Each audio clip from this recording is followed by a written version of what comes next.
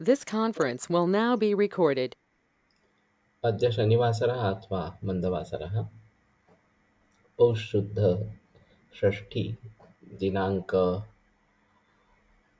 किती तारीख है 8 जानेवारी 2022 रसरत्न समुच्चय शङ्खं चक्रं जलौकान् ददतमृतघटं चारुदोर्भिश्चतुर्भिः सूक्ष्मस्वच्छातिहृद्यांशुकपरिविलसन् मौलिमम्भोजनेत्रं कालाम्भोदोज्ज्वलाङ्गं कटितटविलसच्चारुपीताम्बराढ्यं वन्दे धन्वन्तरिं तन् निखिलगदवनप्रौढदावाग्निलीलम् प्रौढदावाग्निलीलम् ब्रह्मणो हि समारब्धा मात्रेयाद्येषु पूजिताम् अस्मदाचार्यपर्यन्तां वन्दे गुरुपरम्पराम् आयुर्वेदरतं वन्दे माधवाख्यं महाविदुम् आयुर्वेदामृतं सर्वं शिष्येभ्यो यः प्रदत्तवान् द्रष्टा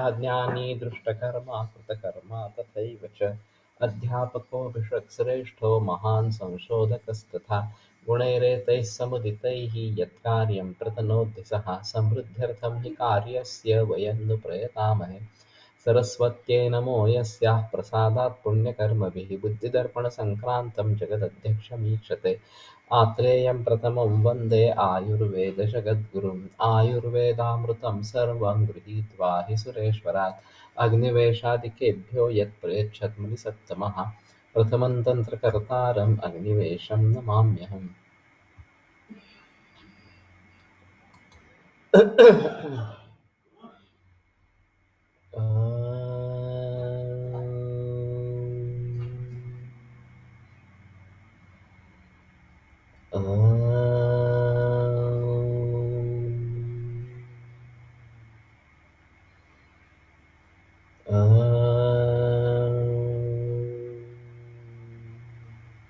ॐ शान्ति शान्ति शान्तिः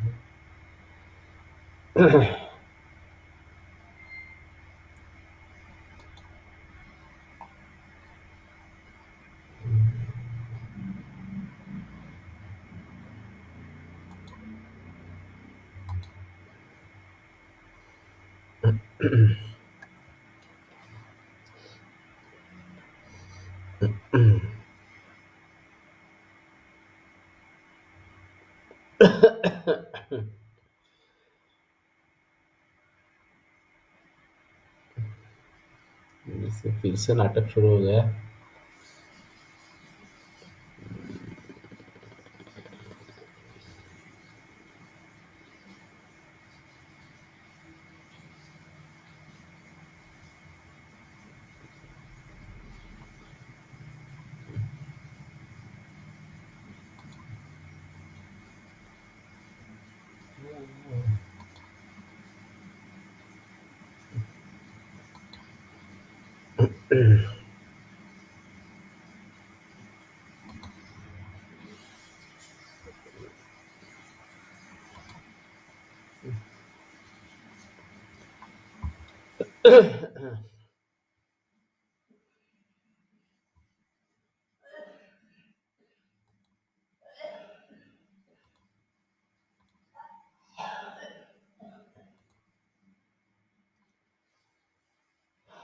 अजीब है।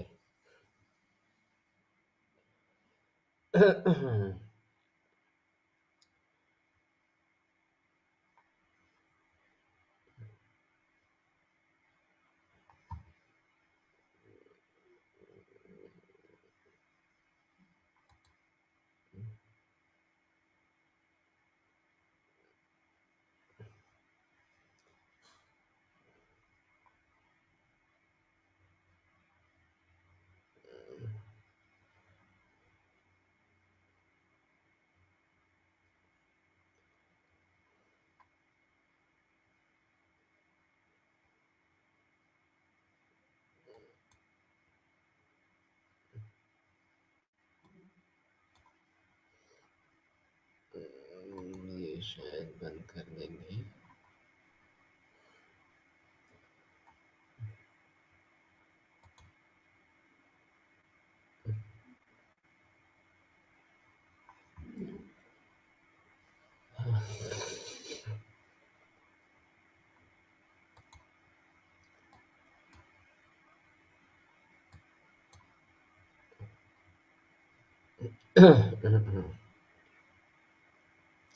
Chat box and these things are not visible.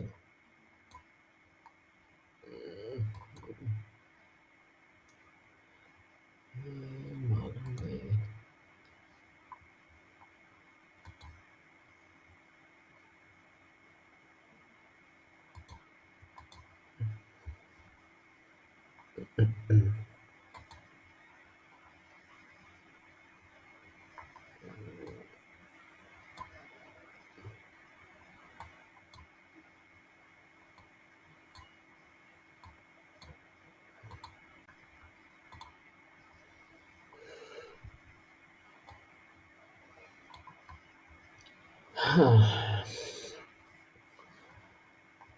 ठीक है, अभी ऐसे ही करते हैं।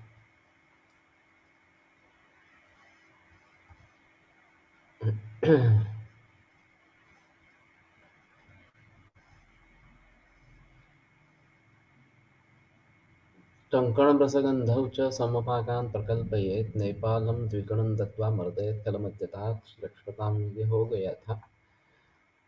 अभ्रकगन्धकं सुतं तोलैकैकं पृथक् पृथक् गृहीत्वा विषतोलार्धं तोलार्धं तित्तिरीफलम् एतत् सर्वं समं कृत्वा मर्दयेत् खलमद्यथा।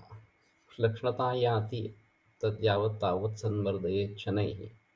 विस्तारे परिहाणे च गर्ता कृत्वा षडङ्गुलाम्। फणिवल्लीदलान्यन्तर्गतायां प्रक्षिपेन्नरः।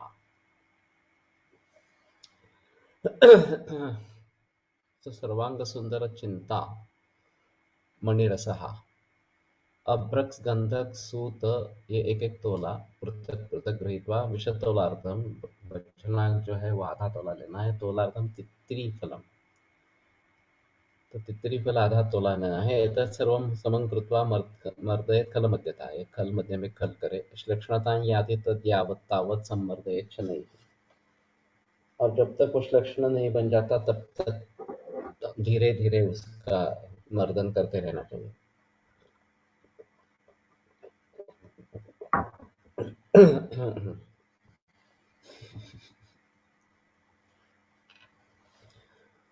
विस्तारे परिणाः च गर्ता कृत्वा षडंगुलम। तो 6 अंगुल ये विस्तार और परिणाम में गर्त होनी चाहिए। फणिवल्ली दलान्यंतर्गतायाम प्रक्षेपे नरः। तो फणिवल्ली नागदमनी वगैरह ऐसा कुछ होगा।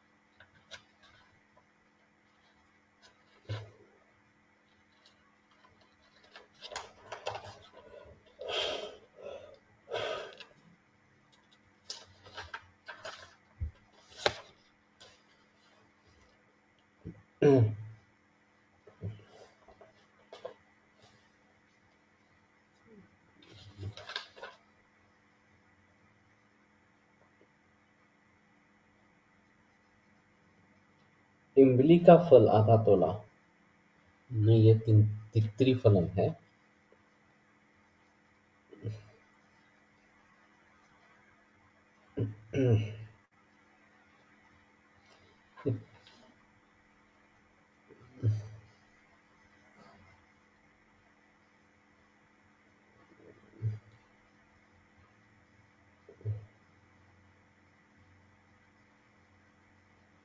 ये फणिवल्ली का कुछ भाषांतर ही नहीं किया।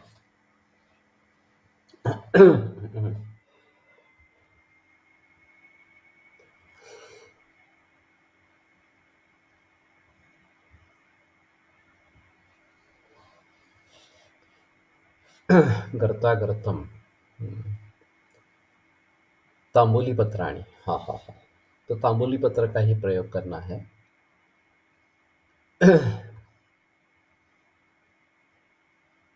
अंतर्गतायां प्रक्षेपे नरः उसमें तांबूलवली पत्र डालने हैं। पर्णेषु सूत कल्कंतं गर्तायां स्थापयेत् दृढम्। उस पानों में पत्तों में सूत कल्क स्थापन करना है। कल्कादुपरि तत्पर्णैः गर्तावर्त्रं प्रपूरयेत्।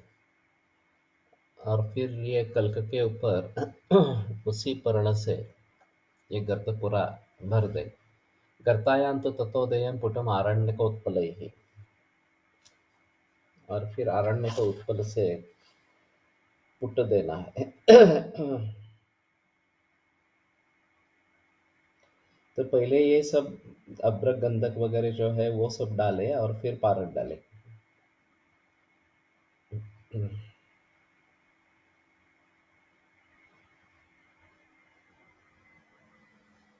स्वांगशीतलतां ज्ञात्वा समाकर्षेत् ततः परम्। और ये स्वांगशीत होने पर वो निकाले। सूतलिप्त दलैः सार्धं कल्कं खल्वे विमर्दय। तो सूत से लिप्त जो पर्ण है उनके साथ कल्क खल में विवर्धन करे। तोलार्धम अमृतम क्षिप्त्वा तोलार्धम तित्तिरीफलम स्थापयेत् खल्लितं कल्कम योजयेत् गुंजमात्रया। तो उसमें अर्धा तोला अमृत यानी कि बचना ही होगा। हम्म? आवाज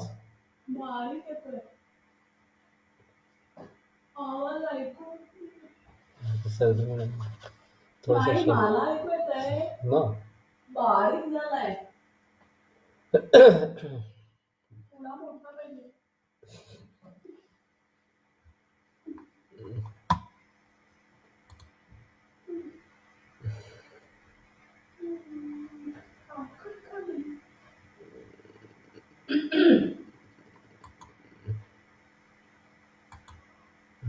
हाँ।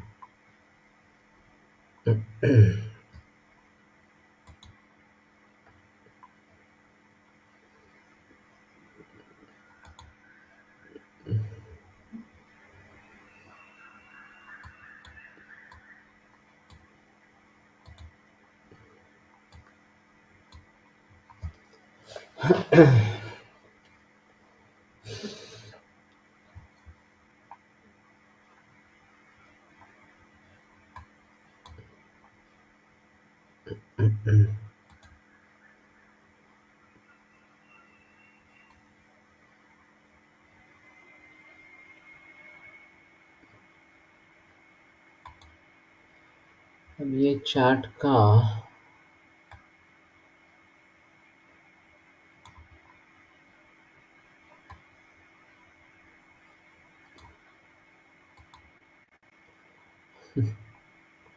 एक दूसरे से हल नहीं सकता।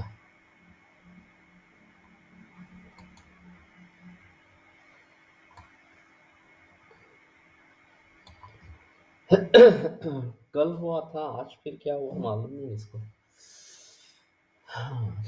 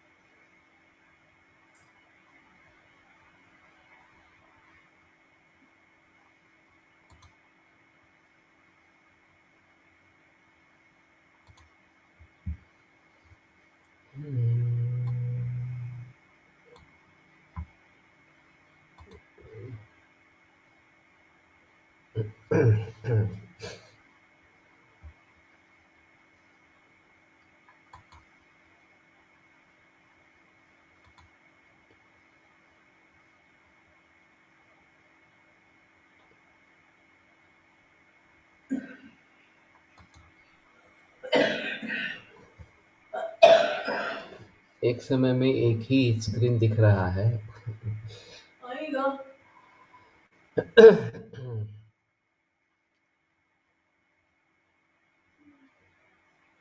तो अमृत का मतलब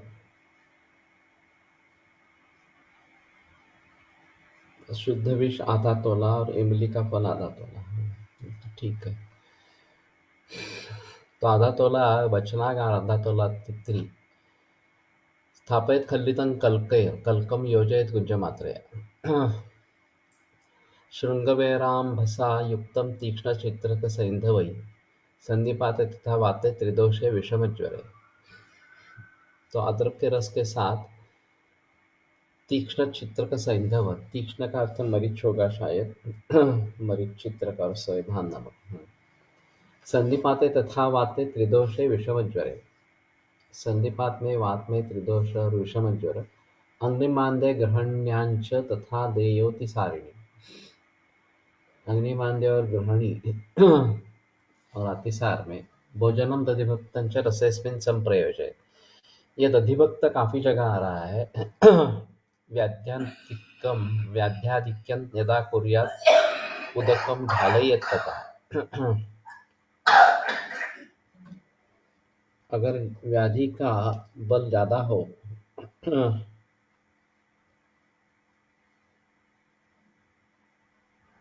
तो शीतल जल की धारा सिर पर छोड़े। सिर्फ उदक डालने के लिए बोल रहे हैं, लेकिन वो सर के ऊपर है ये। एष योगवर श्रीमान प्राणिना प्राणदायका चिंतामणि रीति ख्यातो सर्वरस सर्वांग सुंदर। तो ये चिंतामणि नाम का सर्वांग सुंदर रस है। मालूम नहीं मिलता है, नहीं मिलता है इस प्रकार से। लोकनाथ गुटिका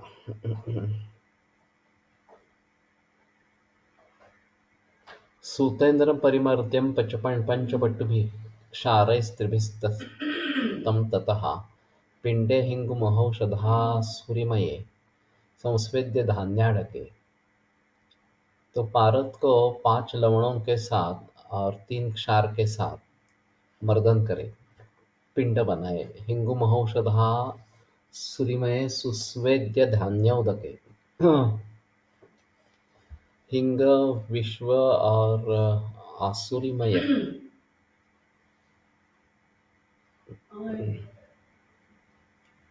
राई आसुरी का मतलब राई किया है, सरसप किया है। संस्वेद्य धान्योदके, इस प्रकार से युक्त धान्योदक में उसका स्वेदन करें। निर्गुण्याम्बु हुताश मंथ तिल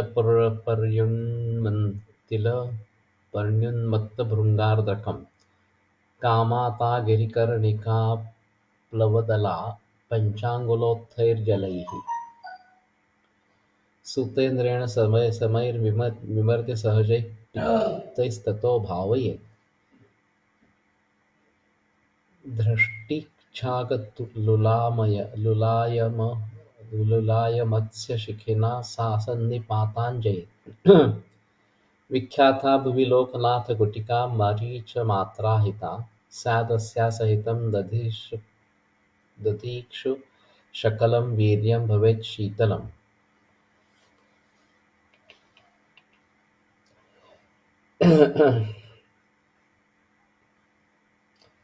स्वेदन करे। इसके बाद पिंडों को पीसकर निर्गुटी पत्र स्वर सुगंध वाला क्वाथ, अरणी के क्वाथ, तिल परणी, रक्तचंदन के क्वाथ, दत्तूर के पत्र का रस, भृंगराज के रस, अदरक का रस, कामाता काकमाची का रस, गिरिकर्णी का अपराजित का रस, प्लव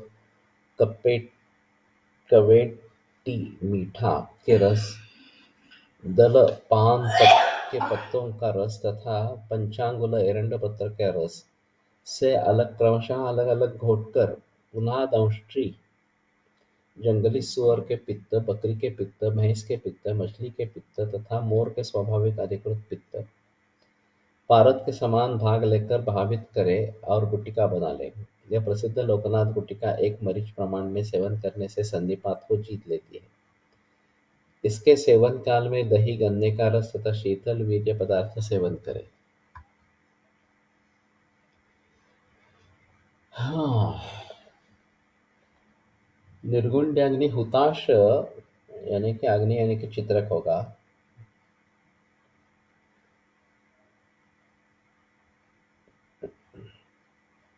सुगंध वाला क्वाथ एक एक बात ये अलग ही किया है कुछ। अग्निमंथ तो ठीक है, हुताशमंथ, हाँ अग्निमंथ।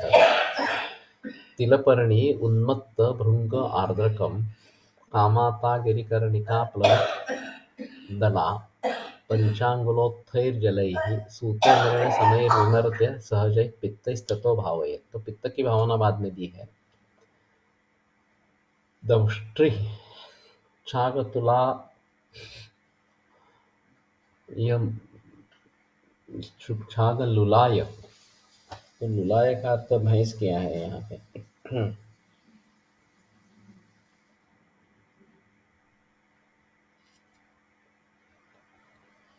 ये भी बड़ा अजीब है। ये पहले क्वात है और फिर ये पित्त से भावित है।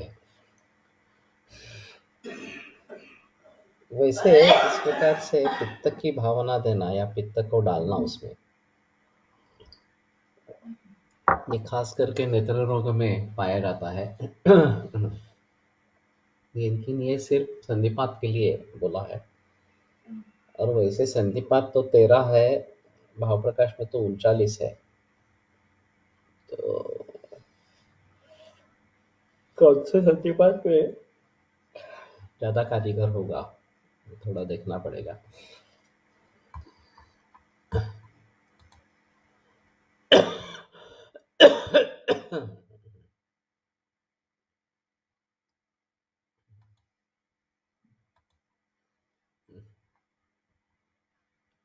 Difference between Aranyaka Utpala and today's cow dung, is it double? As it creates problem to decide exact number of cow dung for giving Mahaputta, Gajaputta, etc. नहीं, ये वनोत्पल जो है वो नेचुरली जो मिला है उसी का लेना है। और जो हम हाथ से बनाते हैं वो हम अपनी हिसाब से आकार उसका दे सकते हैं। लेकिन जहाँ वनोत्पल का निर्देश है वहाँ वनोत्पल ही प्रयोग में लाने हैं। मागे तुम्ही एक काश्मीरच्या वैद्यासंबंधी सांगितले होते. आमवातावर औषध देत व अर्धा किलो लोणी खायला सांगत. बहुतेक हा कल्प असावा. नहीं, बताना मुश्किल है कौन सा कल्प होगा वो। लेकिन अति उष्णवीर्य औषध था, उसमें कोई संदेह नहीं। लोकनाथ गुटिकामध्ये फक्त पारद आहे, गंधक नाही.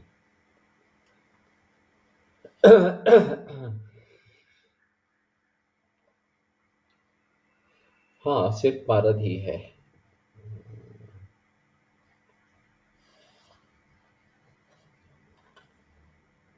और पंचलवण, तीन क्षार वगैरह वगैरह ऐसे कुछ है।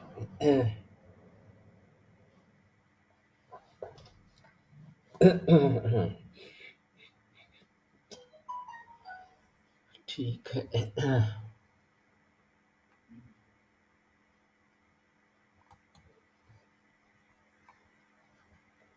वज्रवैक्रांतयोर भस्म प्रत्येकम निष्कसंमितम। सूतिका का मुक्षिका वर्ण का ये था।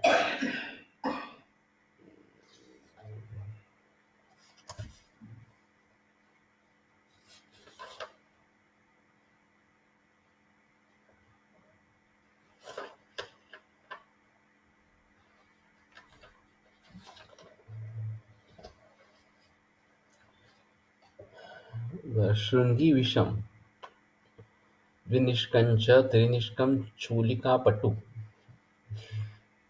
शृंगी विष।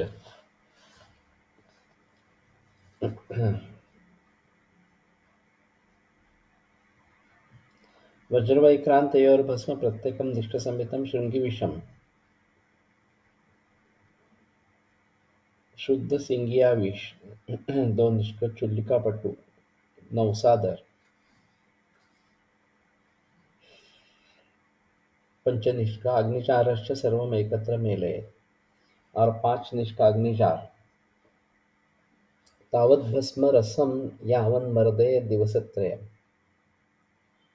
जब तक रस पारद का भस्म नहीं होता तब तक मर्दन करते रहना चाहिए 3 दिन के लिए।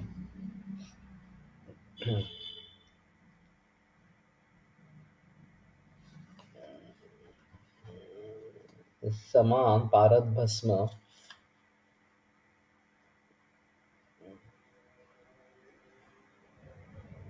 तो उतना ही पारद भस्म डालना है, ऐसा है थोड़ा सा। और फिर मर्दन करे दिन दिन। क्षारङ्गष्टादिवर्तिकवर्गस्य क्षार नीरेण भावयेत्। क्षारंगष्टादि वर्ग के क्षार जल से 23 बार भावित करे। त्रयोविंशति वाराणि विमर्द्य च सविशोष्य च, फिर मर्दन करके शोषण करके ततो विमर्द्य दिवसम क्षिपे दंत करंडके। फिर एक दिन मर्दन करके दंत करंडक, तो हस्ती दंत का पात्र, ऐसा दांत के बने पात्र में।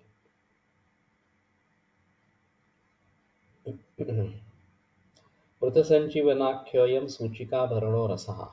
तो ये मृत संजीवन नाम का सूचिकाभरण रस है।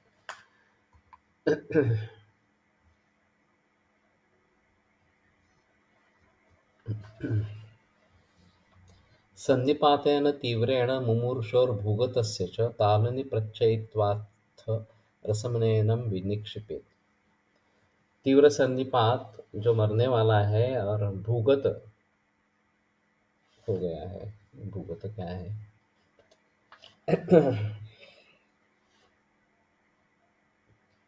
जो नीट पर लेटा हुआ, ऐसा होगा। से मरने वाले एवं जमीन पर गिरे हुए रोगी के तालू में छिड़क कर सूची के नोक से सावधानी पूर्वक भर दे और उसके शरीर को तैल से लिप्त कर दिवात स्थान में रखे। इस प्रकार रोगी आधा प्रहर के बाद सचेत होकर मनमूत्र त्याग कर सिर हिलाने लगे तो उसे जीवित समझे, अन्यथा मृत समझे।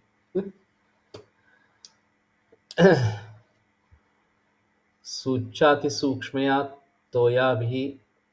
तोयाभिन्नया अतिप्रयत्नतः ततस्तैलेन तन्लिप्त्वा निवाते सन्निवेशयेत्। ततोऽर्धप्रहरादूर्ध्वं मुक्तमूत्रपुरीशकं लब्धसंज्ञं प्रतापाढ्यं दोलयन्तं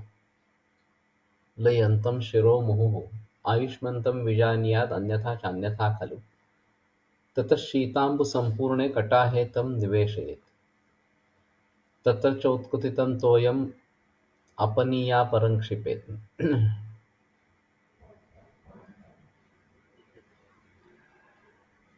हाँ, तो अर्ध प्रहर में अगर पुरुष और मूत्र निकल जाता है, संज्ञा प्राप्त होती है और मुंह हिलाने लगता है, तो आयुष्मान आयुष्मान जानकर अन्यथा खलु ततः शीतांबु सर्वण, नहीं तो वो मृत हो गया, ऐसा समझना है। ततः शीतांबु संपूर्ण कटा है तम विनिशे निवेशे। शीतांबु पूर्ण इस प्रकार का कटाह में उसको डाले।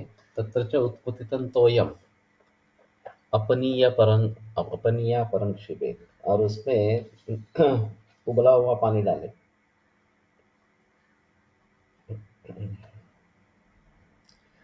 याचमानम अमुम पश्चात पायेत ससितम पयः, और फिर अगर वो आकांक्षा करता है तो दूध के साथ शर्करा के साथ दूध देना है। दधिवा सितयोपेतम, या दही देना है। नारिकेल जलम तथा, या नारिकेल जल देना है।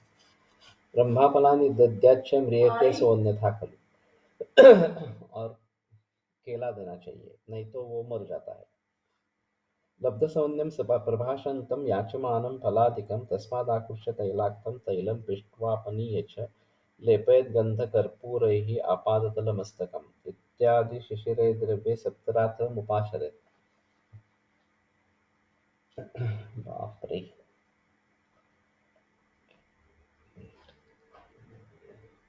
जब वह जीवित हो जाए तब उसको शीतल जल से भरे टब में बैठाए।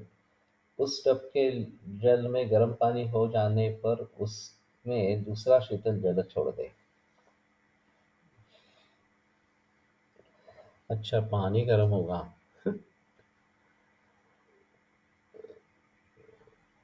तत्र च उत्थितं तोयम् अपरम क्षिपेत्, तो उसकी उष्णता बाहर निकलेगी, उससे वो पानी गर्म हो जाए तो उसको निकाल के फिर ठंडा पानी डालना है।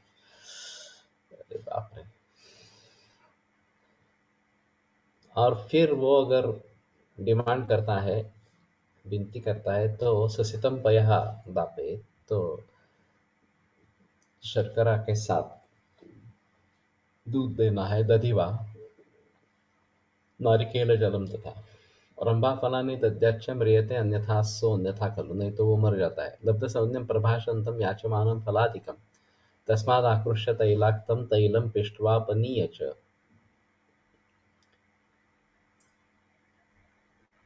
तो उसमें उसमें से बाहर निकालकर तैलाक्त करें, और फिर पिष्ट से तेल को दूर करके लेपेत गंध कर्पूर ही आपादतल मस्तकम, गंध कर्पूर से पूरे बदन को लेप करें।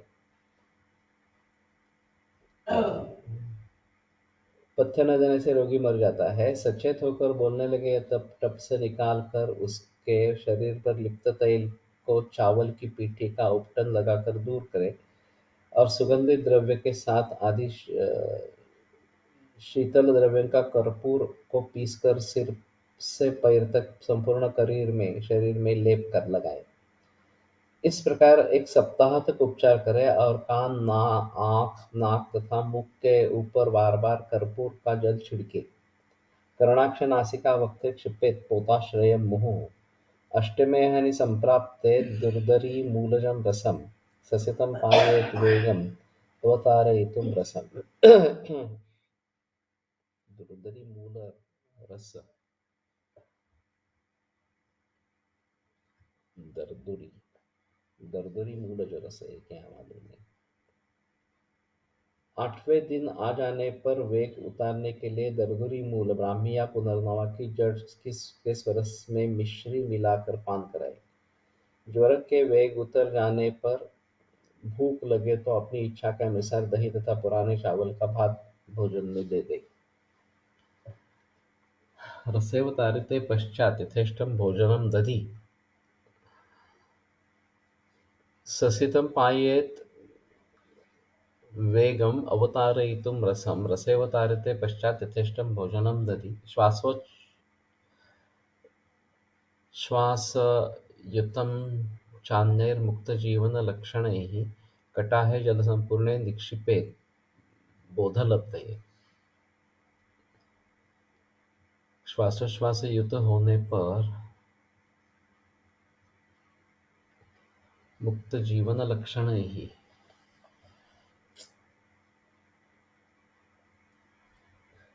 जिस संधिपात के रोगी के श्वासोच्छ्वास के अतिरिक्त अन्य जीवन के लक्षण समाप्त हो गए हैं,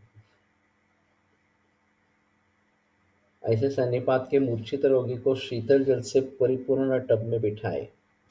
इसी प्रकार जब शीतोपचार से रोगी सचेत हो जाए तब उसे टब से निकालकर पूर्ववत उपचार करें। इस प्रकार सूचिका भस्म के उपचार से जीवित रोगी अपनी पूर्ण आयु पर्यंत जीवित रहने के बाद मरता है।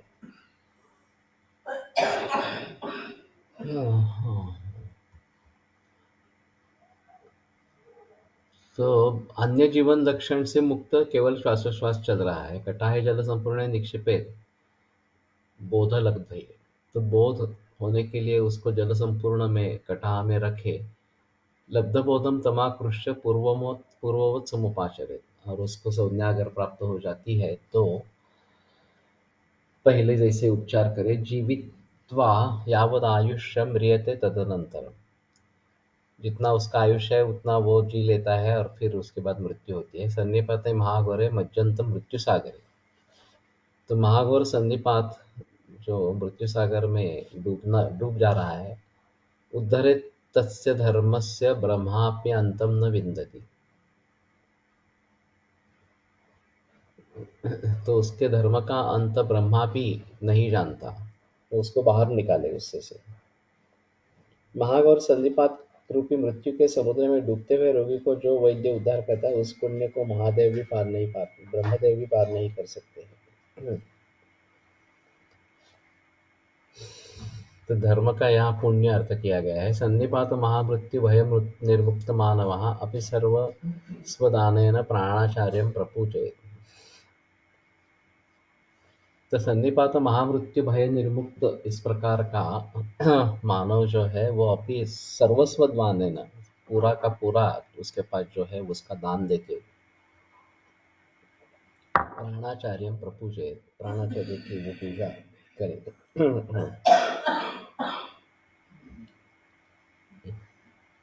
अन्यथा नरके तावत् यावत् कल्पावकल्पना इत्याज्ञा शांकरी ज्ञेया शंभुना परिकीर्तिता। नहीं तो उसको नरक मिल जाता है। यावत कल्प विकल्पना, जब तक कल्प विकल्पना नहीं होती है,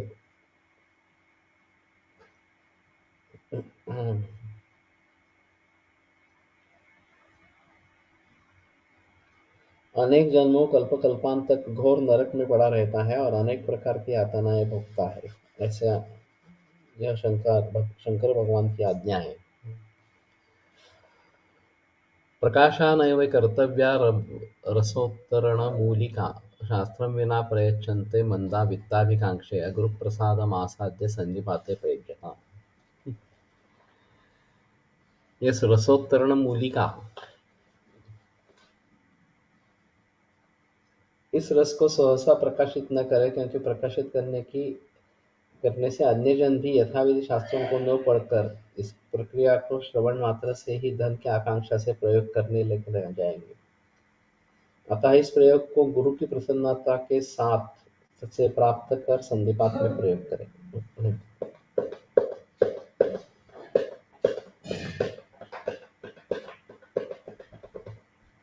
ये शांकरी विद्या है, ऐसा कहना है, आज्ञा है।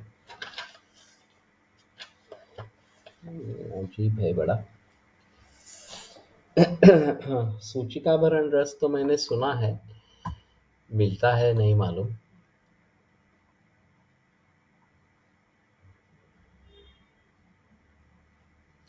इंजेक्शन देण्याचे तत्व वापरले आहे, डायरेक्ट रक्तात प्रविष्ट करणे। हाँ, लेकिन इसमें थोड़ा अंतर है। ये जितना खून बाहर आता है उसमें मिलाना है। वैद्यनाथ से सूतिकाभरण नावाचं एक औषध मिळते, ते आणि हे एकच आहे की भिन्न हे पाहिले पाहिजे, भिन्न ही होगा। सूतिका में प्रयोग करने वाला वो सूतिकाभरण रस है, ये सूचिकाभरण है। हाँ।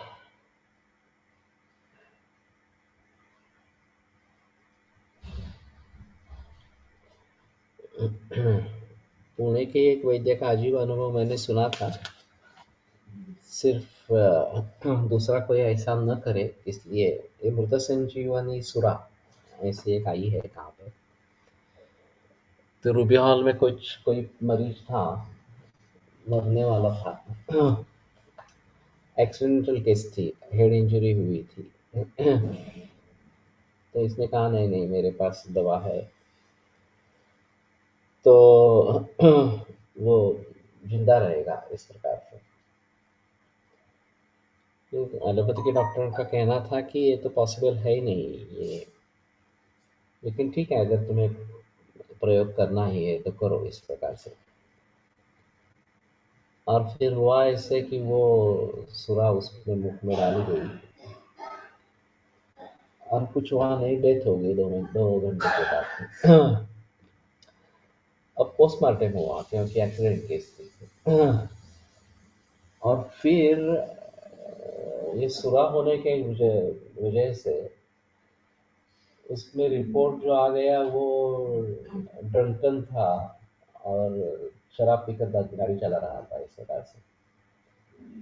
तो उसको उस आरोप से बचाने के लिए काफी प्रयास करने पड़े।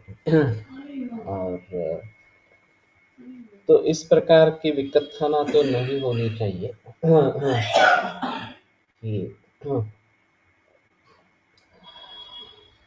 ये अगर इस प्रकार के कुछ प्रयोग करने हैं तो बहुत सूझबूझ के साथ करने हैं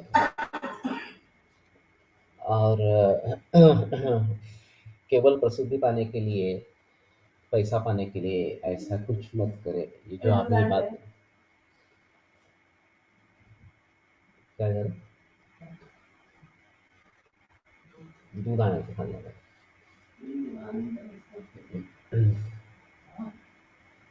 काय निवांत बसलाय मी तुला पटापट करायला काय म्हणतो आता किती दूध आहे दूध जाणत नाही का वरला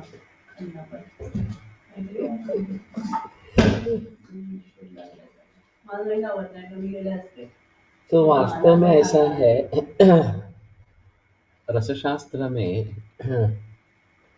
रसाशास्त्र बनवणाऱ्या वैद्याकडून सूचिकाभरण रस बनवून घेता येईल. 10-12 वैद्यांसाठी मिळून बनवणे शक्य होईल.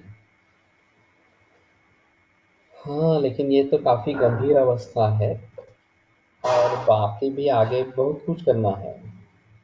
उसको पानी में लिटाना है वगैरह वगैरह सभी चीजें हैं.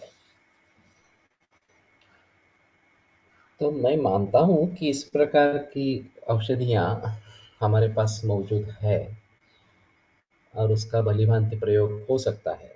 इसमें संदेह नहीं है. फिर भी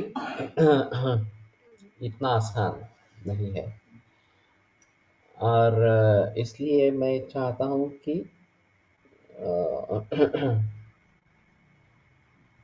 ऐसे कल्प निकालें इसमें से कि जो बनाने में आसान हो और प्रयोग करने में भी आसान हो. चाहे हम बहुत ही डिफिकल्ट केसेस को ट्रीट नहीं करेंगे, फिर भी आमतौर पर जो काफी डिफिकल्ट है उनमें तो हम प्रयोग कर ही सकते हैं, उसमें कोई संदेह नहीं है. तो इन सभी बातों को ध्यान में रखते हुए कहाँ पे कैसे प्रयोग कर सकते हैं ये थोड़ा सोचना चाहिए.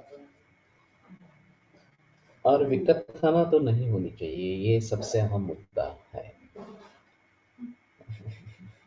अब ऐसा होता है कि जो केवल प्रसिद्धि पाना चाहते हैं या पैसा कमाना चाहते हैं वो इस प्रकार से कर सकते हैं और उससे शास्त्र भी बदनाम होता है. तो खुद की तो बदनामी होती ही है लेकिन शास्त्र भी बदनाम हो जाता है. तो ये नहीं इस प्रकार से करना है. और मैं समझता हूँ कि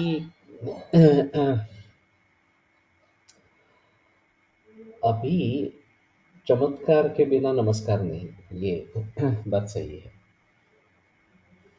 अगर केवल वनस्पति औषधियों का प्रयोग करके आप चमत्कार दिखा सकते हैं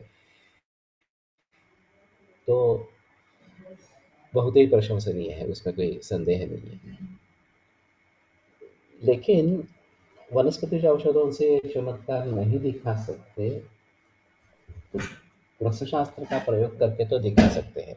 वो थोड़ा ज्यादा आसान इस प्रकार का रहेगा. और फिलहाल के परिस्थिति में आयुर्वेद की उपयुक्तता सिद्ध करना ये बहुत आवश्यक है. तो ऐसे स्थिति में जो भी हमारे काम में आए उन औषधियों से, उन तकनीकों से काम निपटा ले, ये बेहतर ऑप्शन इस प्रकार का रहेगा.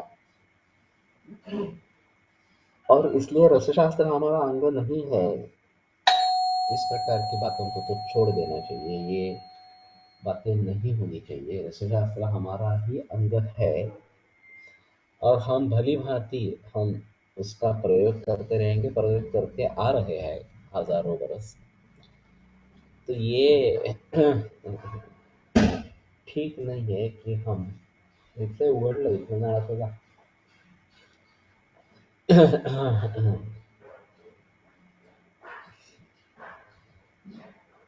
तो ये इस प्रकार की कुछ दवाइयाँ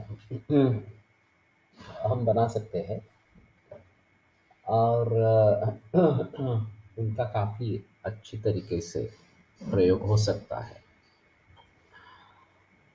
कल सर्वेश कुलकर्णी आया था घर पे उसने काफ़ी नई-नई दवाइयाँ बनाई हैं और उसके पीछे सोच भी अलग है, मॉडर्न फिजिक्स की सोच है और कैंसर में ही काम करने वाले ज़्यादा इस प्रकार के हैं। तो उसने अभी मुझे दिए हैं सैंपल्स यूज़ करने के लिए, तो मैं देखता हूँ कैसे करना है, क्या करना है। लेकिन कुछ ना कुछ इस प्रकार के प्रयास चल रहे हैं, ये बात सही है। और मेरा एक सोचने का तरीका अलग है। रसशास्त्र के वैद्यों का सोचने का तरीका कुछ अलग इस प्रकार का होगा। फिर भी मैं ये मानता हूँ कि अगर क्षिप्रम आरोग्यदायित्वात् औषधिभ्यो रसः, ये जो बात बताई गई है, अल्पमात्रोपयोगित्वात् अरुचिरप्रसंगतः क्षिप्रम आरोग्यदायित्वात् औषधिभ्यो रसः, ये सूत्र सदैव ध्यान में रखना है। और फिर उसका भली-भांति प्रयोग कैसे कर पाएँगे रसशास्त्र की औषधियों का, और डिफ़िकल्ट केसेस को ट्रीट करेंगे, ये अहम मुद्दा इस प्रकार का रहेगा। तो मैं मानता हूँ कि इस तरीके से जाने से एलोपैथी एस्टेब्लिश क्यों हुई?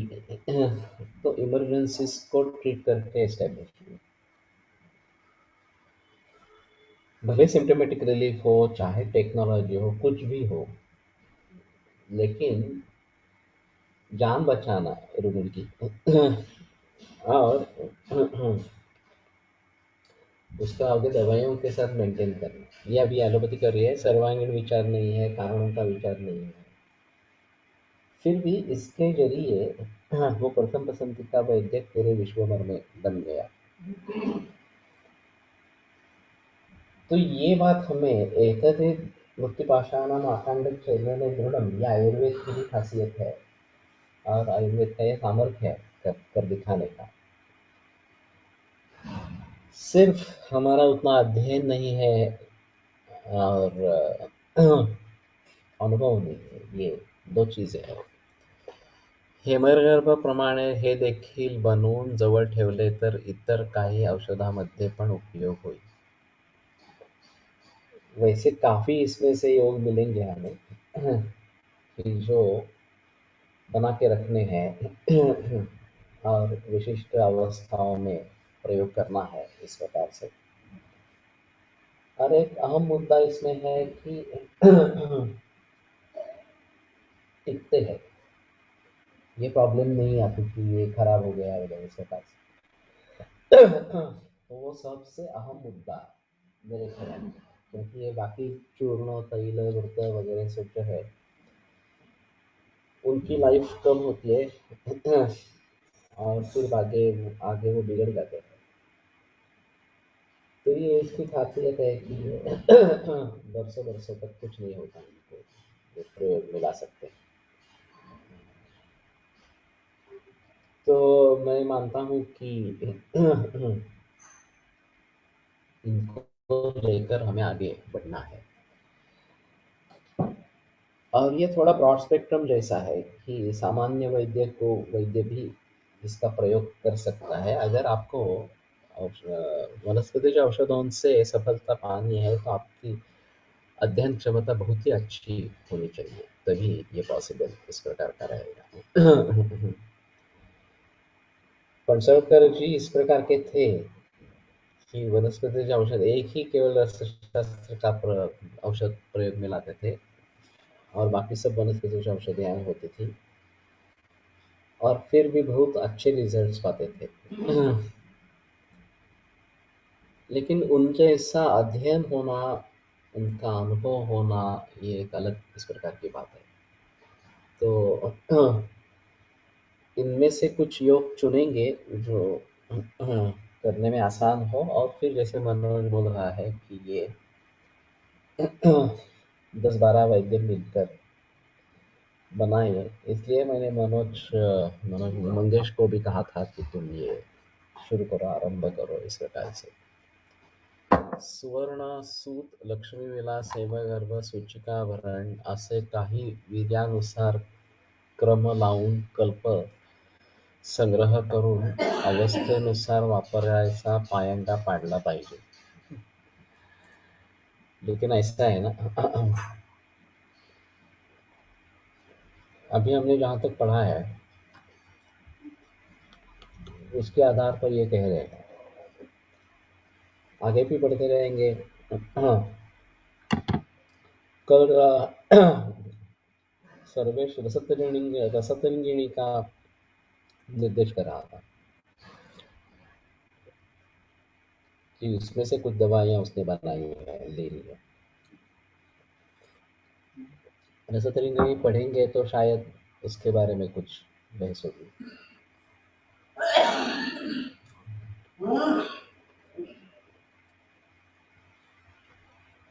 और बेसिक कुछ दवाइयाँ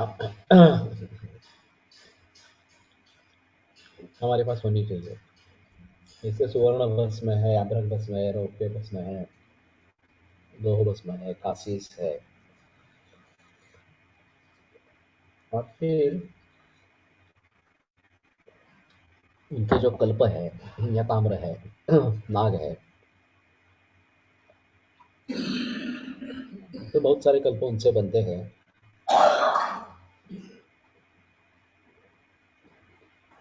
तो फिर सिलेक्शन करेंगे आगे, लेकिन मूल रूप से ये सभी भस्म हमारे पास तैयार होने चाहिए, अच्छी तरीके से बनाए हुए, टोटली नॉन टॉक्सिक।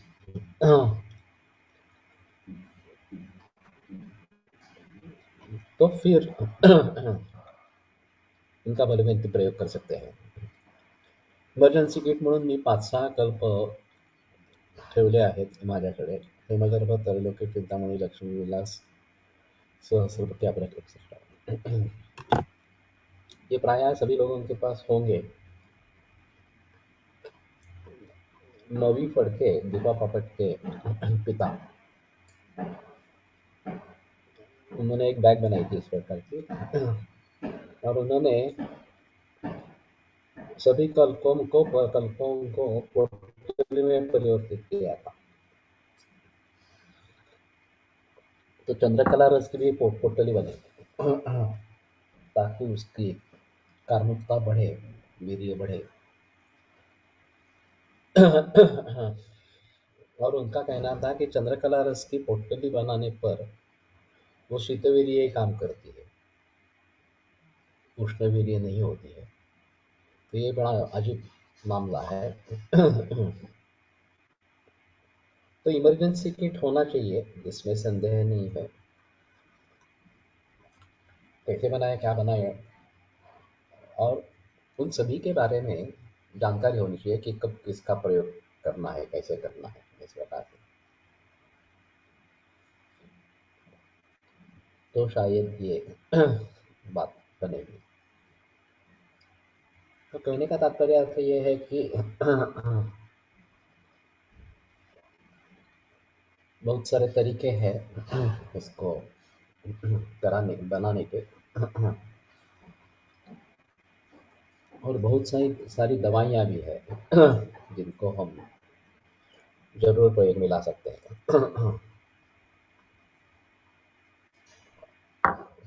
तो ठीक है, अभी यहीं पे रुकते हैं।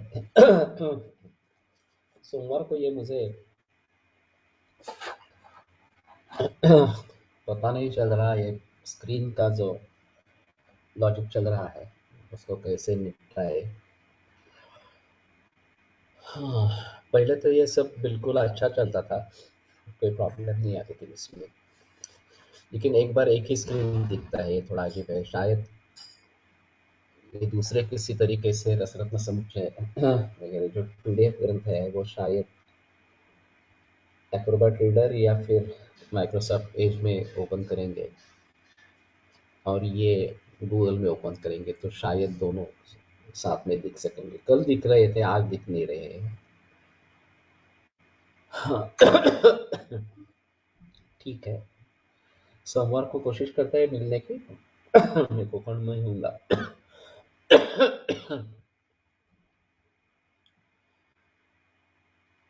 आयुर्वेद प्रकाण्डो निगदितैः शल्यतन्त्रप्रधानः शिष्येभ्यः शाश्वतोऽयन्निखिलजनकृपा व्याप्तचित्तेन येन आयुर्वेदस्य वाञ्छन् पुनरपि भुवने तां च सुप्तुप्रतिष्ठां श्रेष्ठं धन्वन्तरिं तं प्रणमति च सदा वैद्यवर्गो हि नूनम् वैद्यवर्गो हि नूनम्।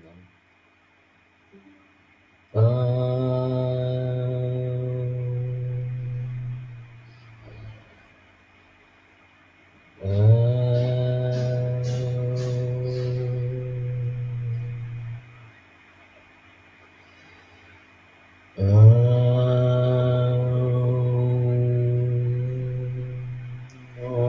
शान्ति शान्ति शान्तिः।